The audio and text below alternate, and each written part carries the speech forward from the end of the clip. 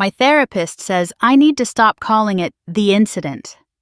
She says minimizing what I did is just another way of avoiding accountability. Fine. Let me be clear then.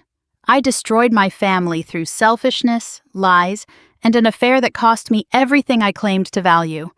And the worst part? I walked right into every trap my husband set for me. Too arrogant to see I was being played by someone I'd dismissed as predictable and boring. But I need to tell this story from the beginning. I need to explain how a suburban housewife with 2 beautiful children and a devoted husband ended up living in a 1-bedroom apartment in Topeka, working double shifts at a diner while my ex-husband lives in our 4-bedroom colonial with our kids who won't even speak to me. My name is Caroline Ashford. Well, it's Caroline Fitzgerald now. I went back to my maiden name after the divorce. Too many people in Wichita knew me as Jake's wife, the woman who threw away her perfect life for a fling with Billy Ray Coleman from high school. Yes, his name was actually Billy Ray. Yes, I know how that sounds. No, I wasn't thinking clearly. 4 years ago, I had everything a woman in her late 30s was supposed to want. Jake was a senior analyst at an investment firm, pulling in $120,000 a year plus bonuses. We lived in a gorgeous house in the suburbs with a 3-car garage and an in-ground pool. Our daughter Mackenzie was 14, smart as a whip, and headed for the Ivy League. Our son Tyler was 9, obsessed with baseball and video games in equal measure. From the outside, we were the perfect family. Inside, I was slowly suffocating. When had Jake become so predictable? Every day was the same routine. He'd wake up at 6, shower, eat the same breakfast, 2 eggs over easy, wheat toast, black coffee, kiss me on the cheek, and leave for work. He'd come home at 6:30, ask about my day without really listening to the answer, play with Tyler for 30 minutes, check Mackenzie's homework, then zone out in front of the TV until bed. Weekends were for yard work, kids' sports, and dinner with his parents or mine. Sex happened every Saturday night. Same position, same duration, same "thanks, honey" afterward, like I'd done him a favor. We hadn't been on a real date in 2 years. The last time I'd felt butterflies in my stomach was... I couldn't even remember. "You're so lucky," my friend Denise would say. "Jake's such a good provider. So stable." Stable. Like a table. Functional, reliable, and utterly forgettable. I started feeling restless around year 12 of our marriage. Little things at first. I'd catch myself staring at other couples in restaurants, wondering if they still felt passion. I'd watch romantic movies and cry, not because they were sad, but because I'd forgotten what it felt like to be desired. Really desired, not just maintained. Jake noticed my mood, of course. He responded by trying harder in all the wrong ways. He'd bring home flowers from the grocery store, carnations because they lasted longest. He'd offer to watch the kids so I could have a spa day, not understanding that being alone with my thoughts was the last thing I needed. He'd leave little notes in my lunch bag with messages like, "Thanks for all you do," like I was an employee he was trying to retain. That's when Billy Ray appeared in my life again. Or rather, reappeared. I was scrolling through Facebook one boring Tuesday afternoon when his friend request popped up. Billy Ray Coleman. I hadn't thought about him in 20 years, not since high school when he was the bad boy every girl wanted and every parent feared. He'd been my first real boyfriend, the one who taught me that kisses could make your knees weak, and that love was supposed to feel dangerous.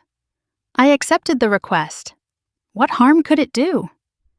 "Caroline Fitzgerald," his first message read.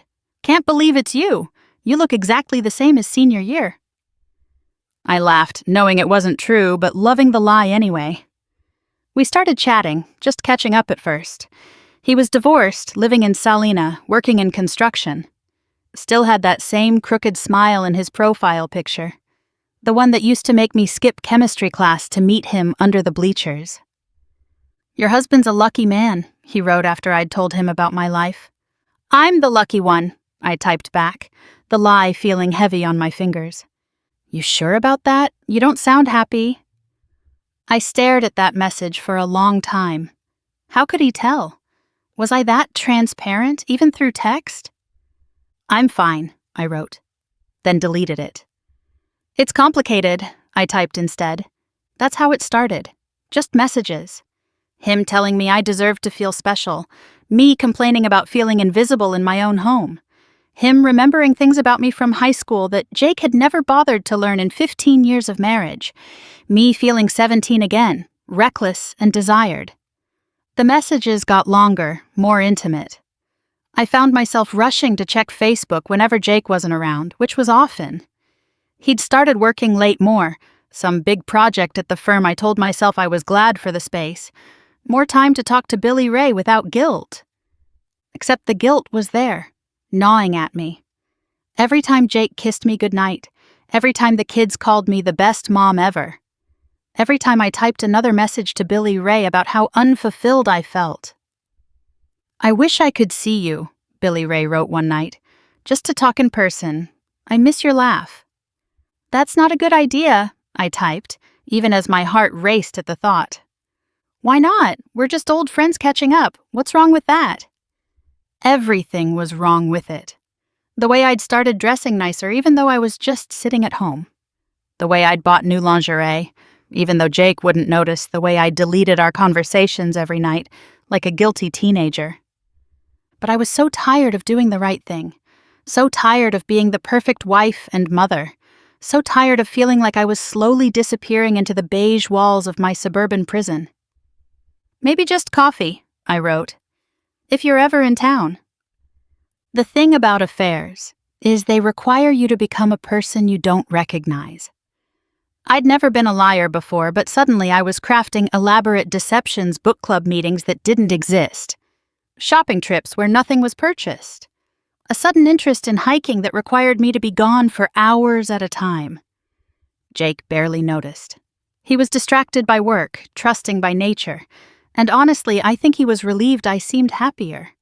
I was happier. For the first time in years, I felt alive. Someone wanted me, not as a mother or a wife or a household manager, but as Caroline, the girl I'd been before I'd disappeared into suburban motherhood. Billy Ray and I met for coffee first, in a town 30 miles away where no one would recognize us. He looked older, of course, but still had that dangerous edge that had drawn me to him at 17. We talked for 3 hours, laughing about old times, carefully avoiding mention of why we were really there. "I should go," I said finally, not moving. "Should you?" he asked, reaching across the table to touch my hand. The contact sent electricity through my entire body. When was the last time Jake's touch had done anything but make me feel numb? "Yes," I said, pulling away. "This was nice, but it can't happen again." It happened again. And again. Coffee became lunch, became long drives where we'd park and talk for hours. Just talk, I told myself, even as the tension between us built to unbearable levels. Jake started trying harder at home, probably sensing something was off even if he couldn't name it. He'd bring home flowers, roses this time, not carnations. He'd offer to cook dinner, suggest date nights, try to engage me in conversation about my day. But it was too late. I was already gone, lost in fantasies about a different life with someone who made me feel young and desired. "Leave him," Billy Ray said one afternoon, 3 months into our emotional affair. "You're miserable, Caroline. You deserve better." "I can't," I said, even as I imagined it. "The kids! Kids are resilient. They'd rather have a happy mother than a miserable marriage." It sounded so reasonable when he said it, so simple. Just leave, start over, be happy. But I was a coward. I wanted the excitement of the affair without the messiness of actually blowing up my life. I wanted to have my stable, comfortable life and my dangerous, exciting secret. I wanted everything. And that greed would cost me everything. The weekend that ended my life as I knew it started like any other. Jake was being especially attentive, working on some project around the house, leaving me little notes. It irritated me, if I'm honest. His trying so hard just highlighted how little I cared anymore. "I'm going to need a weekend away," I announced Thursday night at dinner. "Just me and the girls. Some spa time."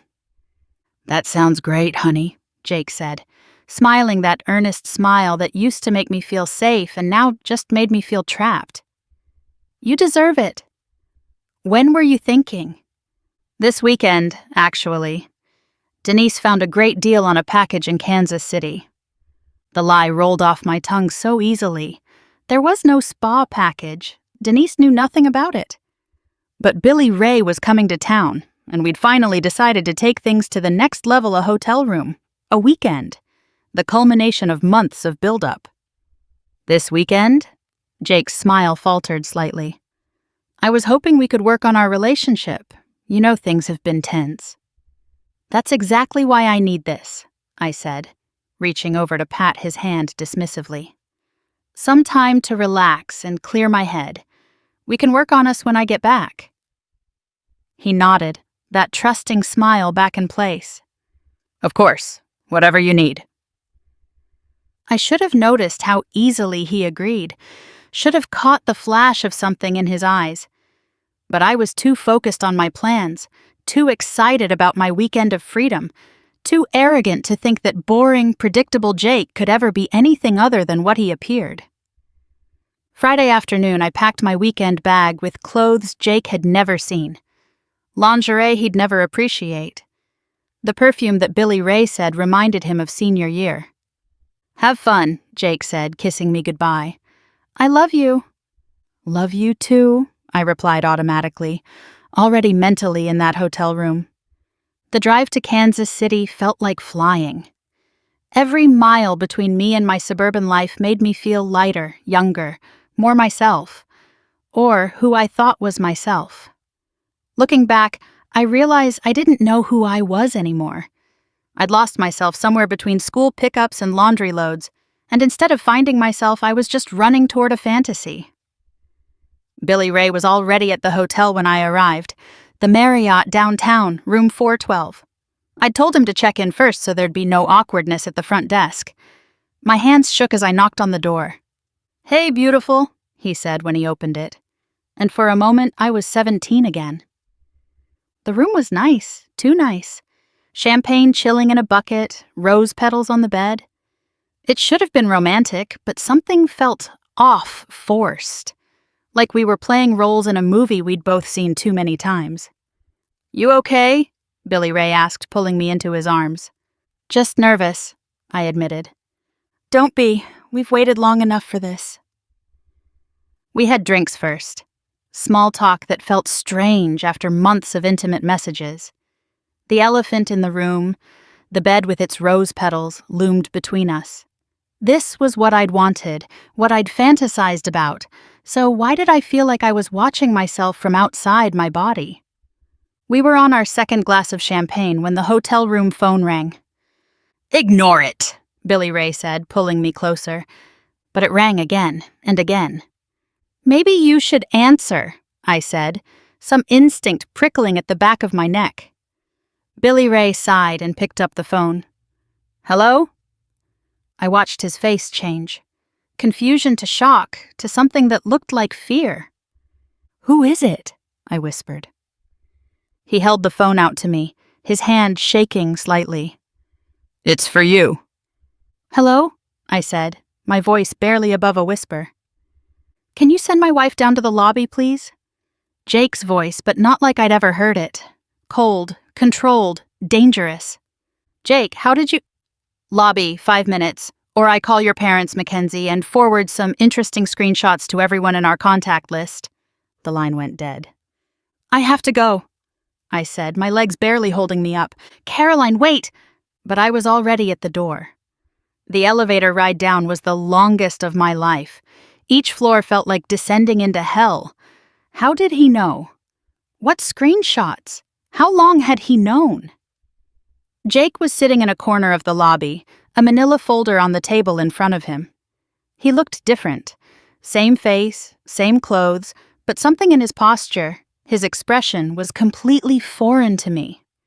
This wasn't the predictable, boring man I'd been married to for 15 years. This was someone else entirely. "Sit," he said, not looking at me. I sat. "Jake, I can explain—" "No." He cut me off with a single word. "You can't. And I don't want to hear it." He opened the folder and pushed it across to me. Screenshots, dozens of them, our Facebook messages, every flirtatious word, every complaint about our marriage, every intimate detail I'd shared with Billy Ray about our life. "How?" was all I managed. "Tyler's iPad, you forgot to log out of Facebook." His voice was conversational, like he was explaining how to fix a leaky faucet. "I've been watching for 3 weeks, watching you lie, watching you plan, watching you betray not just me but our children. It's not what it looks like." He laughed then, a sound I'd never heard from him before. Bitter, cruel. "It's exactly what it looks like. You were upstairs, in room 412, with Billy Ray Coleman. The high school boyfriend you told me was just some loser you dated as a kid. The one you've been having an emotional affair with for months. The one you were about to sleep with while I stayed home with our children." The screenshots stared up at me. My words, twisted and ugly in black and white, making fun of Jake's bedroom performance, calling him boring sharing secrets he'd told me in confidence, laughing about how clueless he was. "I was going to work on our marriage," Jake continued. "I knew something was wrong. I was trying to fix it. But you'd already checked out, hadn't you? Already decided I wasn't exciting enough, not dangerous enough, not Billy Ray Coleman enough." Tears streamed down my face. "Jake, please, it was a mistake. Nothing's happened." "Yet." He pulled out another document. "Separation agreement. You're moving out, this weekend. You'll have supervised visitation with the kids until we can work out a formal custody arrangement." "You can't do this," I whispered. The kids will be fine. Better off without a mother who lies and cheats and betrays their father." He pulled out a checkbook. "Here's half of our joint savings, $6,000. Should be enough to get you started somewhere else." "Jake, please, let's talk about this. We can go to counseling." "We'll go to counseling," he agreed. And for a moment I felt hope. For the kids' sake. To help them process why Mommy chose Billy Ray Coleman over their family. "But you and me, we're done." "If you do this, I'll fight you," I said desperately. "I'll get a lawyer. I'll take half of everything, the house, your 401k." "You could try," he said calmly. "But then I'd have to send these screenshots to your parents, your boss, your book club. Everyone would know exactly who Caroline Ashford really is. Is that what you want?" I stared at him, this stranger wearing my husband's face. Where was the pushover who apologized when I was in a bad mood? Who accepted my excuses without question? Who trusted me completely? "How long have you been planning this?" I asked. 3 weeks, since I found out. I've been documenting everything, every lie, every book club meeting, every time you kissed our children goodnight and then spent hours texting him." He stood up. "The locksmith is changing the locks as we speak. Your things will be in the garage. Take what you can carry tonight. Come back for the rest when the kids are at school." "Jake, wait!" But he was already walking away. At the door, he turned back. "Enjoy your spa weekend, Caroline. It cost you everything." And then he was gone, leaving me sobbing in a hotel lobby while upstairs, Billy Ray Coleman waited in a room I'd never returned to. The next 6 months were a blur of humiliation and loss. Jake was true to his word about counseling. We went every week, but it was just him systematically documenting my betrayal while I cried and begged for another chance. He'd already positioned himself as the victim, the devoted husband who'd done everything to save his marriage while his selfish wife threw it all away. He was brilliant, really. Let me keep coming to the house to cook and clean, to maintain my relationship with the kids. But it was just to establish that I didn't live there anymore, that I'd voluntarily moved out every dinner I cooked, every load of laundry I did, was just more evidence that I'd abandoned my family. The kids were confused at first. "Why is Mommy staying at Aunt Denise's?" Tyler would ask. "Mommy and Daddy need some space," I'd say, maintaining the lie Jake had crafted. "But we both love you very much." Mackenzie was harder to fool. At 14, she sensed something deeper was wrong. She'd watch me with suspicious eyes, pull away when I tried to hug her, spend more time with Jake. "Dad seems really sad," she told me one day. "What did you do?" "Nothing, sweetie. Sometimes grown-ups just—" "Stop lying!" she screamed. "I know you did something. Dad's been crying." Jake crying. Another manipulation I realized too late. He'd been setting the stage, playing the heartbroken husband while painting me as the cold, unfeeling wife who'd walked away. The killing blow came 4 months into our separation. I arrived at the house to make dinner and found Mackenzie in the kitchen, tears streaming down her face, papers spread across the counter. My Facebook messages, the screenshots, everything. "How could you?" she whispered. "How could you say those things about Dad? How could you... with some stranger?" "Mackenzie, honey, you don't understand." "I understand perfectly." She looked at me with such disgust it took my breath away. "You're a liar and a cheater, and I hate you." She ran to her room, slamming the door. When I tried to follow, Jake appeared. "She found them by accident," he said. But something in his eyes told me it was no accident. Kids are so curious about their parents' computers. "You bastard," I breathed. "You left them for her to find." "Prove it," he said simply. "Or better yet, explain to the judge why our 14-year-old daughter doesn't want to live with her mother anymore." That was the beginning of the end. Mackenzie poisoned Tyler against me, sharing details no 9-year-old should know. Soon, neither of them wanted their weekend visits. Jake played the perfect father, never speaking ill of me directly, just leaving breadcrumbs for them to find. Articles about surviving infidelity, printed emails to his lawyer about custody arrangements, carefully curated evidence of my betrayal. By the time we got to court, I didn't stand a chance. Jake had documented everything: my voluntary abandonment of the marital home, my affair, the children's stated preference to live with him, my reduced income after losing my job. My boss had somehow heard about the scandal. Another coincidence, I'm sure. He got everything: the house, primary custody, child support that took half my waitressing tips. I got every other weekend with kids who hated me and supervised visits until I could prove I was a stable influence. Billy Ray? He disappeared the night Jake confronted me. Turned out he was married too, just looking for some excitement. His wife called me once, screaming about home wreckers and whores I couldn't even defend myself. She was right.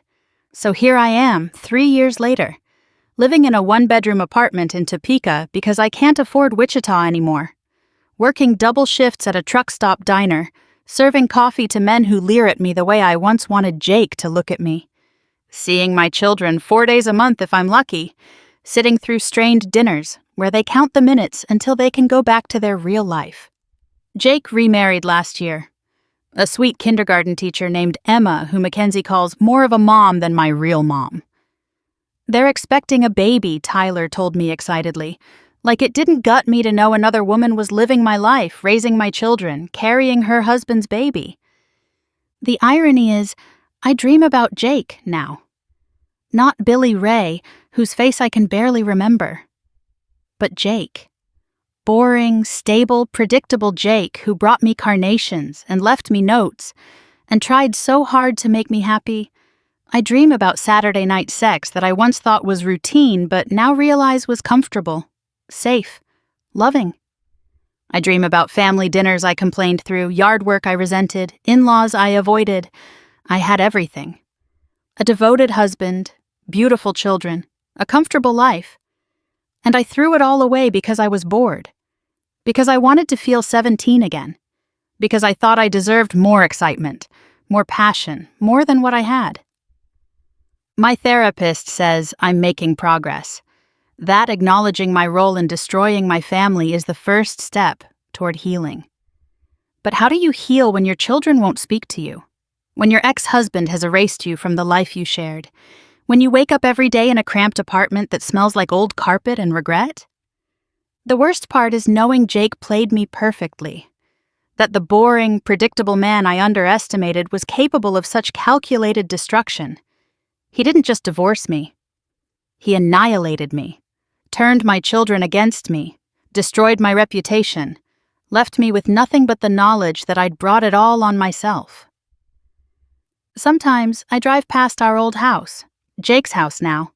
I see Emma in the yard with Mackenzie and Tyler, Jake pushing the new baby in the swing we bought together. They look happy, complete, like I was never there at all. I want to hate him for what he did, for manipulating the kids, for the systematic way he destroyed my life. But I can't, because everything he did, I taught him to do. I showed him that trust was for fools, that love wasn't enough, that even family could be betrayed for a cheap thrill. He learned the lesson well, too well. My phone buzzes, a text from Mackenzie. Can't make it this weekend. Emma's taking us to the lake. I text back, okay, sweetie, have fun, I love you. She doesn't respond. She never does. I pour another cup of coffee from the pot that's been sitting too long, just like I do every night in this empty apartment. Tomorrow I'll wake up, put on my uniform, and serve eggs to truckers who might leave me a decent tip if I smile enough. I'll come home to silence and Facebook memories of a life I destroyed. I'll text my children who won't answer and pay child support to a man who orchestrated my downfall with surgical precision. This is my life now. The life I chose the moment I accepted Billy Ray Coleman's friend request. The life I cemented when I walked into that hotel room, the life I deserve, my therapist says, but can change if I work hard enough. But some things can't be changed. Some betrayals can't be undone. Some losses are permanent. Jake knew that. He counted on it. And he was right. I close Facebook, where happy families share photos I'm not in, where my children's lives continue without me, where Jake and Emma announce their happiness to friends who used to be mine. Tomorrow will be the same as today. The same regret, the same loneliness, the same knowledge that I had everything and threw it away for nothing. But tonight I'll allow myself to remember, to grieve, to wish I could go back to that moment when Billy Ray's friend request appeared and click decline. But I can't, and that's the real punishment Jake designed for me. Not the divorce or the poverty or even losing my children. It's living every day with the knowledge that I did this to myself, that I created the weapon he used to destroy me, that I walked into every trap with my eyes wide open, too arrogant to see I was being played by the man I'd dismissed as boring and predictable. He won, completely, perfectly, and I gave him everything he needed to do it. That's my story. The story of how a bored housewife destroyed her perfect life for a fantasy and learned too late that the boring, predictable husband she'd underestimated was capable of anything. The story of how Jake Ashford got his revenge and Caroline Fitzgerald got exactly what she deserved. My therapist says I need to forgive myself eventually. Move forward, build something new. But how do you build when everything you touch turns to ash? How do you move forward when every path leads back to that hotel lobby where your life ended? How do you forgive yourself when your children look at you with disgust and your ex-husband's calculated revenge succeeded beyond his wildest dreams? You don't. You just exist. You serve coffee and live in small apartments and watch from afar as the life you threw away continues without you, better without you, complete without you. And late at night, in the silence of your exile, you remember the weight of boring carnations, the safety of predictable Saturday sex, the comfort of a husband who loved you with steady, unsexy devotion. You remember and you regret and you realize that some mistakes can't be undone, some losses can't be recovered, some betrayals echo forever. Jake knew that too. He was counting on it. And like everything else in his perfectly executed plan, he was right.